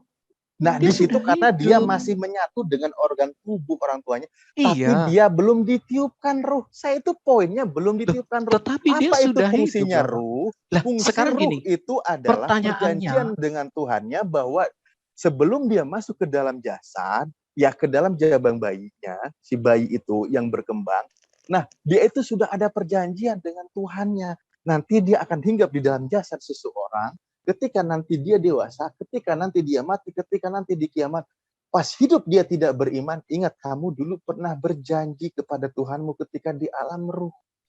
Begitu posisinya ketika di alam rahim kamu. Poinnya di Bang, situ. Bukan masalah ya, masalah jantung bergerak ya. iya, setelah 120 hari ya Bang ya. Ya kan? Setelah Iya, ditiupkan ruh, tadi kan Anda mengatakan karena masih tergantung sama ibunya. Setelah 120 hari, memang dia udah nggak tergantung sama ibunya setelah ditiupkan ruh? Karena enggak. Oke. Gitu loh bro, Bang. Oke, di bro. pause dulu waktunya, di pause dulu, di pause. Ya. Mohon maaf, moderator tengahi lagi, di pause dulu karena sepertinya mohon maaf kalau saya mengatakan ini dua obrolan yang tidak nyambung ini kan. Kita kembalikan ke tema eksistensi Allah Ya, dalam Al-Quran kalau dan Ya, kembali eksistensi aja lah. kalau saya Allah sudah dalam saya kitab. sampaikan di awal Bang. Kalau Eksistensi Tuhan sebentar, kami sudah terbukti. izinkan dulu moderator singkat aja biar Para makhluk itu kepada Allah, dan karena Allah itu sang maha, dan Allah memang mendesain, makanya tadi ayatnya sesuai kata nama moderator, al-musawwir, yang maha menggambar, membentuk rupa segala sesuatunya dan menjadikannya untuk mengabdi kepadanya. Itu sudah desain Allah dalam ilmunya. Segala sesuatu mereka bertasbih, semua berputar. Makanya putaran seperti ini kan seperti banyak dianalogikan, bagian masalah waktu pun, adzan pun bergeser waktunya. Makanya kan saya sering ketika seperti itulah ya, itu bergeser waktu, berputar ya. Di sini waktu duhur, di tempatnya ada waktu asar, dan itu tidak pernah putus. Makanya yusabbihu lahu ma fis sama wal ard. Lalu pembuktian itu, makanya mungkin beda konsep. Kalau di konsep kitab Anda ya, yang mengatakan bahwa ketika dikatakan bersaksi, Tuhan itu benar-benar berubah wujud menjadi hadir. Nah, di dalam keyakinan Islam itu tidak akan ada seperti itu namanya. Yang ada pun contoh, umpamanya ketika ada makhluk lain yang menyamar wujud manusia atau apa masuk merasuki, itu masuk kalangan di jin yang merasuki manusia. Di dalam Islam itu justru Allah yang menggenggam segala ciptaannya, artinya semua berada dalam genggamannya. Tuhan kami itu tidak terkungkung oleh satu ruang dan waktu, karena ruang dan waktu itu hanya berlaku untuk makhluknya. Allah Tuhan kami itu berbeda dengan makhluknya. Makanya tidak ada laisa kamislihin, atau dikatakan di ilmu sifatnya mumasalah lil hawadis. Seperti itu. Maka itu bertolak belakang ya. Tadi juga sudah saya sampaikan bahwa semua bisa beriman. Para nabi itu menerima wahyu dari Allah, dan mereka memang sudah terkoneksi ruhnya dengan Allah, sehingga benar menerima tanpa harus melihat langsung seperti penglihatan manusia. Tatapan manusia, bahasa istilah Bang ini kedagingan, itu tidak akan sanggup menatap kemuliaan, menatap Allah itu ya, karena Allah itu sang maha gaib, tidak akan tampak oleh penglihatan indera manusia. Karena yang tampak oleh indera manusia seperti sekarang kita ini, itu adalah suatu yang ciptaannya, makhluknya. Makanya ayatnya apa? La tudrikul absaru wa yudrikul absar wa huwa latiful khabir gitu kan. Allah itu tidak akan terjangkau oleh pandangan manusia, tapi Allah melihat segala orang yang memandang makhluknya. Karena Allah itu maha lembut dan maha waspada, artinya meneliti semua berada dalam pandangan. Disitulah kita bisa meyakininya gitu. Allah itu tetap dalam posisinya Al-Hayyu Al-Qayyum, yang maha hidup, yang maha istilahnya berdiri sendiri, tidak membutuhkan makhluknya kayak gitu kan. Banyak sekali ayatnya. Ini semua saya berdasarkan dalil ya Bang, tidak asumsi. Cuman kalau seriusin takut makan waktu aja gitu. dan beberapa ayat banyak. Makanya kita semua jelas ketika semua itu makhluk diciptakan, informasinya jelas untuk apa kita diciptakan, untuk mengabdi kepadanya, dan kita akan diuji banyak ujian. Makanya Oke, waktu habis Bang Alif. ya, terima kasih. Maaf. Ya, alhamdulillah sudah closing statement dari kedua narasumber kita sudah dengarkan. Artinya untuk acara ini pun sudah selesai ya. Mohon maaf kepada yang resen, tidak ada sesi partisipan sesuai permintaan dari Bang Kaisar. Jadi demikian closing dari moderator. Terima kasih kepada kedua belah pihak narasumber sudah menyampaikan narasi-narasinya. Semoga ini menjadi pelajaran dan menambah ilmu terutama bagi diri pribadi saya. Dan kita ketahui kepada kedua belah pihak narasumber ini pasti sangat kuat dengan keyakinannya. Adapun yang disampaikan itu biarlah yang di luar sana yang bisa menilai dan menerima mana yang lebih bisa dipercaya secara akal. Oke, demikian